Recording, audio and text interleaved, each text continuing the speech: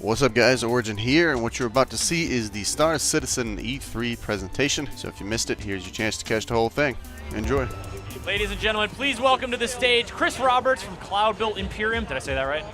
Cloud Imperium. Yeah! I'm your host, Chris Waters. The Chris is on stage to talk about Star Citizen. Of course, like the big story of this game, phenomenal crowdfunding success, and now parts of it are playable, parts of it are coming out live. People are getting their hands on it, Chris. No. So people can do more than just walk around the hangar and see their ship. You can fly some of them, not all the ships yet, but we're working busily to get all of them sort of so you're flight ready.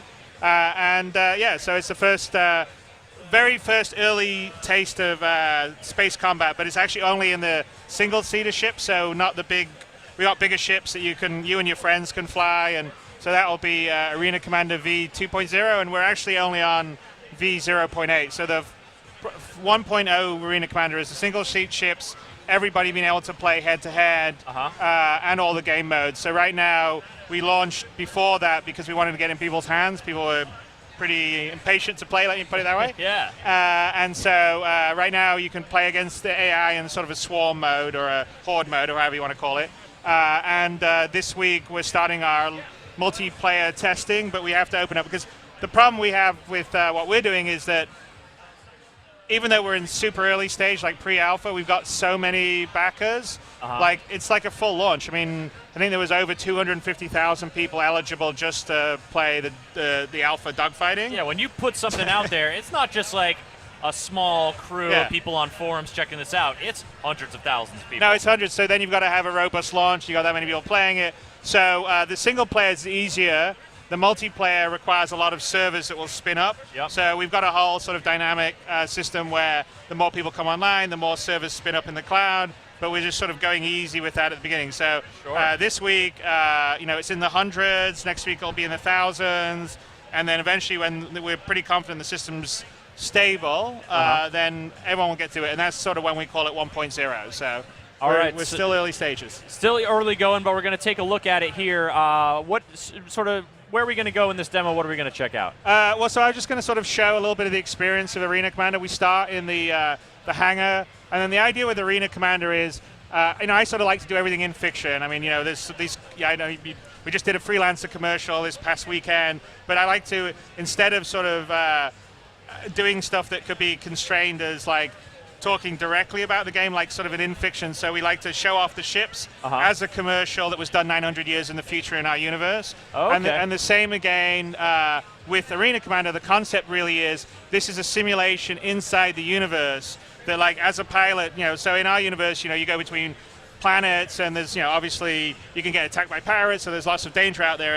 And if you invested like time and effort in building up your ship, you don't want to lose it. So Arena Commander is sort of a simulation that will allow people to get online in the universe and test out their flight skills without risking losing their ship. Flex that combat muscle, sort of, exactly, play around a little bit, but not put it on the line. Yeah, learn how to use your ship, and also longer term, we're going to sort of make it sort of a in-fiction esports in the universe. So when the actual full persistent universe is out there, Arena Commander itself will have competitions, and all the players can join. You've got leagues, and you've got teams and we up can, there. and even in a bar in like one of the planets, you could go and they can be broadcasting the Arena Commander, final and stuff like that. So we're really going to try and do that. There's also a later version of it which will also just be racing. We have this fictional thing we call Murray Cup Racing inside the universe. That's been a lot of our fiction, and so because not everybody wants to just fight. Some people want to fight, and so we really try to make it sort of in fiction, and so the idea is the hangar, which is what we sort of released last year, which would allow you to walk around, look at your ship. So I'm sort of in the hangar right now, looking around. It's a quiet day at the hangar, just and so I'll put on, people always put on a helmet because we need to wear a helmet for flying. People like the helmet. Safety first, man. Yeah, exactly. But interesting to note, the helmet does not come with a HUD. Oh, no, it does once you get into the ship. Oh, so okay. Well, once it fires up and there's something to see. Yeah, I guess. Well, yeah. So, but if I just go, that's my character right here. But I'll just walk over to. So this is the hangar. This is actually a deluxe hangar. I think we just set up for this demo. there's 3 different ships you can fly in Arena Commander at the beginning. One is the Hornet, which is sort of the custom dogfighting ship, which is the one I'm walking up to right now. And then in the background over here, I just show that's the 300i, which is sort of more our sort of BMW sort of looks a little more racer. sleek. A little sleeker. And then the base, the starter ship, which is the Aurora, which is kind of over here. That tiny little thing over there? Yeah, that's. But we'll get in the Hornet because it's sort of the one with the most firepower and the sexiest. All right. Well, yeah. I mean, and scale is such a big part of Star Citizen and such a huge part of its appeal. You know, you're starting off with the 1-seater. Yeah, and you move up, and everything's, you know, it's essentially everything's run inside a first-person engine. I mean, we're inside CryEngine. We've done a lot of modification to it, but it's at the fidelity of, you know, a next-gen first-person game, but you can get into vehicles and fly them, and you get into bigger vehicles, and you go from planet to planet. So there's the level of ambition's pretty crazy. You know, so what happens is when you get into a ship that's sort of dogfight eligible, you know, I can look around it, but I'll just I'll go here and we'll go into the sort of the single-player mode drone sim, and we'll launch and go into Broken Moon. Now, in the final game, there won't be a loading screen like this because there'll be streaming tech. So essentially, if you fly into something, you'll basically get in your ship and we'll fly out, and you'll sort of have a transition, and we'll sort of seamlessly stream in and the other areas. The bay doors will open. Yeah, exactly. Out you go. Yeah, so I mean, we handle that with sort of cinematic transitions, but it's all sort of live. So you can sort of be in, like the equivalent could be you be inside your, say, like the Millennium Falcon would be an example. I mean, not that we have a Millennium, but a Millennium Falcon ship, you could be like walking around inside it as it's taking off. You can see stuff around you, and then you fly and you transition through the clouds, and then you sort of be in space. And so that's going to be cool. That's sort of tech that's in process. So for the Arena Commander, we're just sort of we're now loading into the space level. I've got a bit of a custom level here in Arena Commander because I sort of wanted to sort of show the fidelity of the ship before getting attacked by a bunch of Vandal. So this is the Hornet out in space, and so like one of the things, like actually if I just sort of let me just zoom in here, we can sort of see the nice. Oops, today's not so close. But everything's done in what's called PBR, which is a rendering technique that makes everything sort of feel. Oh, hang on, let me lock my camera down, and let's go where light will shine on me. But you're looking very stoic. Yeah, I'm looking very stoic. But like, you know, if I look around, you can see me with my helmet. So the fidelity that we're doing on this is sort of like, I mean, even the ship here is 300,000, 400,000 polys, and the character himself is close to 100,000. And then one of the things that is pretty interesting, and it's kind of a little bit, it's a learning curve for people that are starting to play it, is that we've decided, because we have such a big game, and you can fly ships from all sides, small ones all the way up to these really huge ships, that we've decided to do a very different flight model than most space games have ever done, including the ones I've made. Different than Wing Commander, different than Privateer. So instead of doing what's essentially a simplified atmospheric model, which is what most space games do, and that's much more like a plane. So, you know, you pull back on the stick. No, like in Atmosphere, it's like you instantly get sort of direct one-on-one relation between your stick and movement because of you're cutting through the atmosphere, there's the force. Where in space you have no resistance. So what we've actually done is we 100% model everything correctly. So the ship itself and all the items on it are attached to it.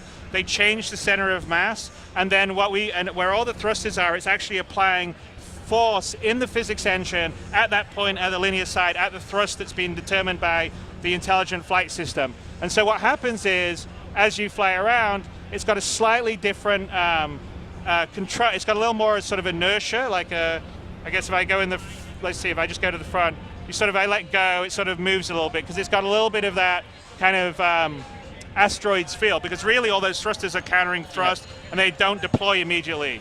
And so it takes a little bit of getting used to, but what it does allow is a huge amount of extra skill and other options. But you basically have to sort of anticipate your stopping distance, right? Because it's like in a car, if you come up to a stop sign at 50 miles an hour, you don't hit the brake right at the line, you start to do it before. And so you kind of have to do that with what we're doing. And so you've got the thruster force, the weight of the ship, and all, exactly. all that and the calculating right there. And the key with it is that means that, you know, in the old way of doing games, what would normally happen would be, I'm going to turn off my safeties.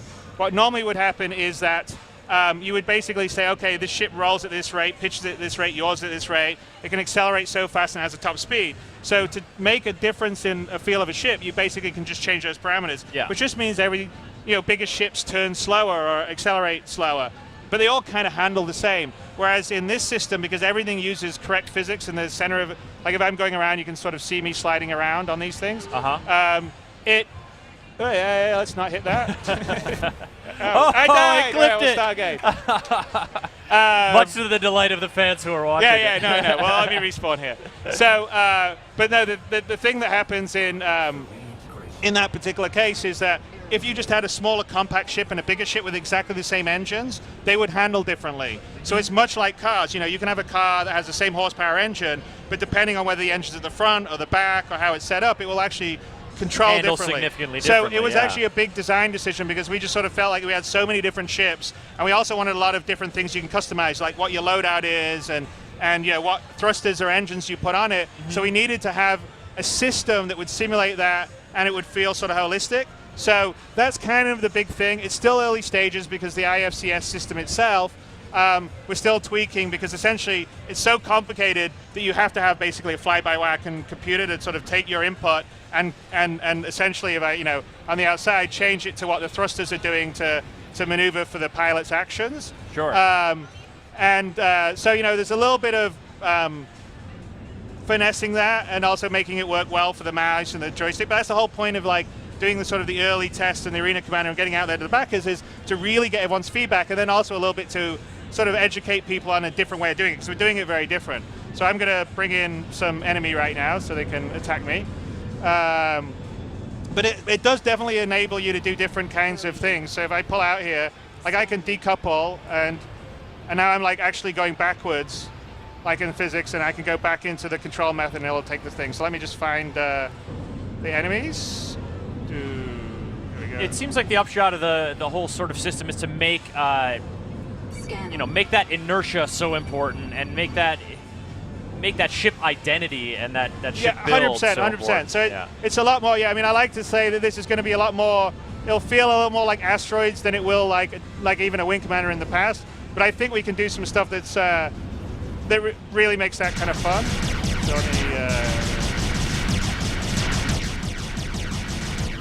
all right, well, I'm going to take a question or two over Twitter. Yeah, we had one earlier from Kenneth Ellis wondering, you mentioned before that the Arena Commander gives you that great opportunity to get your ship blown up, respawn, all that. He's a little worried about ship insurance and how's that going to work, once he actually takes it out, maybe encounters some pirates in actual space and runs afoul of them. Is that something you guys have sort of mapped out at this point, or is that? No. Basically, I'm gonna kill is that myself. something that's easy to talk about during dogfighting in space, Chris?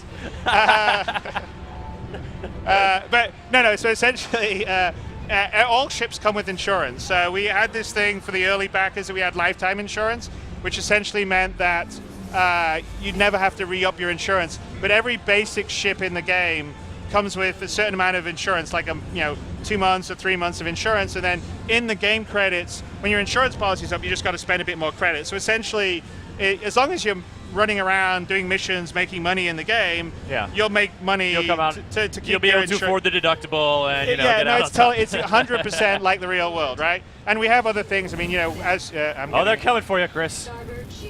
Yeah, they definitely are, especially since I didn't tell them to come just yet.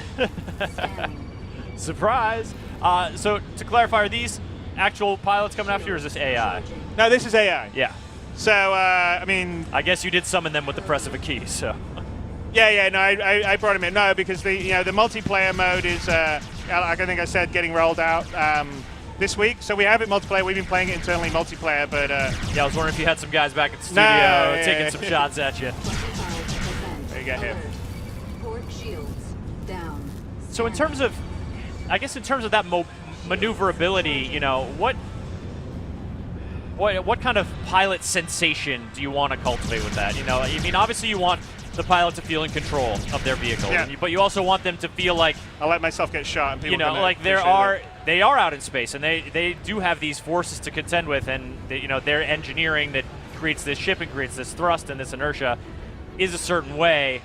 How do you sort of find the sweet spot between trying to make it realistic and also trying to make it something that the pilot's going to enjoy and be able to pick up? So that's kind of what we're dealing with tonight. That's kind of one of the reasons why we released the V0.8 is we kind of wanted to get it out to a wider feedback group to try and hit that sweet spot, because I really am keen to have a system that is that sort of flexible and gives that many characteristics, because we're going to have so many ships. But obviously part of the issue is, it's got to be easy at the beginning, right? You sit down, you start to play, it's going to be kind of fun. So kind of like my goal, just showing off the damage modeling right now, part of my goal is to sort of make it at the very beginning sort of fun and easy to play, almost like sort of a StarCraft where you can just use a mouse, right? But then if you get good at it, you know all the shortcuts and all the extra things you're going to do, because that's sort of the idea. Having a systems-based approach allows a lot more dials to tweak and turn, and allows a lot more articulation along that skill and curve. Our ship itself, the actual ship itself, is actually fairly dumb. What it has is about 50 or 60 items plugged into it. So the thrusters are all items, the weapons are all items, the radar is an item, the weapons control is an item, the power plant's an item. And that's the all shield stuff is an players item. are going to be able to pick and choose. And they can choose and customize, and then also they're all connected. So like the power plant provides power, and then a lot of the different systems require power. If the power plant goes down and gets retrograded, then there'll be less power of the systems, and they won't work as well, or just won't work. So like the lights on the ship will turn off if you lose your power and stuff like that. So it's all these things happen. If you lose a wing, for instance, or you lose some thrusters, that will change how your ship will fly, because the moment inertia changes and the power. So because we've gone to a lot of effort to build these systems in, and we're allowing players to also change the power distribution between the different items, and so a lot of that will come online in the next month. The system's actually in there, and in debug modes we can do it all, but we still like tweaking the HUD to get all that to work. And so it's kind of one of these things where it's a pretty complicated system. We want to get out there, we want to get feedback, and we want to see where people have trouble, and then, okay, well, let's simplify this and make a sort of simple, easy thing to do up front. Sure. And then the experts, where they really get into it and they really want to do some kind of fun, tricky maneuvers, they essentially, there you go, they can. And so that's kind of the nice thing about the crowdfunding setup, is that you basically have this huge focus group. I mean, you've got this large group of people that are really passionate about the game. Yeah. They got a lot of opinions, and you're not just getting data back from them from what you guys have built into the game. They're sounding off. No, they're saying, and so it's like if I was doing this the traditional method, you would hire a focus group and there'd be 20 or 30 people. Yeah. But that's a small sample. We've got hundreds of thousands of people playing it that are actually right there giving us feedback of like, I like this or I don't like that. It's interesting to see people discover things. So like on the flight model at the beginning, there was a fair number of people that were like, oh, I don't like this. This doesn't feel like what I'm used to. And then over time, there was people going, oh, the physics, the simulation's so good that the flight model appears bad. And then like, if you do this and this and this, and like they were discovering the different modes and like, oh my God, I can do these extra maneuvers and do all this sort of stuff. So it's all that kind of stuff that's really great to get early on, because that will just allow us to hone it over the next year and a half before the full game's out, and hopefully by then we'll have something that'll be really fun. I mean, it's already fun to fly around and play, and we're super early. I mean, this early in the process, I would never have a game this polished. So, and making it a public release sort of forces you to have it fairly polished. To bring it up to that level. Yeah. So it's a great process, and I'm sort of really enjoying it, even though I'm getting my back half of my ship completely shot off at the moment. Well, you are clearly enjoying it, and clearly, the scope of this game is something that I think has really drawn people to it. But thank you for coming on and sort of drilling down into this, very specific but also very integral part of the Star Citizen experience. No, it's cool, and I actually really, anyone out there that's a backer, I mean, it's please play it, give us your feedback. If you want to check it out, you should come check it out as well. It's a really great process. I'm really enjoying making a game this way, where you're sort of involving a much larger group of people. Yeah. But for me, it's better than involving someone that's from marketing, because these are people that love playing the game. And so it's like, okay, so at that point, I can't get mad at anyone, even if they're saying, I don't like the way this works, because, they're fans of the genre. They're right which is there. cool. they're invested as well. Yeah, absolutely. Chris, thank you so much for you're coming welcome. on and You're more talking than Star Citizen. It's looking great, and more to come from that. Imminently. Arena Commander mode coming out this week, available for backers. You can check it out at StarCitizen.com. RobertSpaceIndustries.com. RobertSpaceIndustries.com, like you were saying, all in fiction, right? Exactly, 100%. That's the whole goal. Excellent. Hey guys, hope you enjoyed the video. Thank you for watching. If you did, check out one of these other videos. Like and share, and don't forget to subscribe.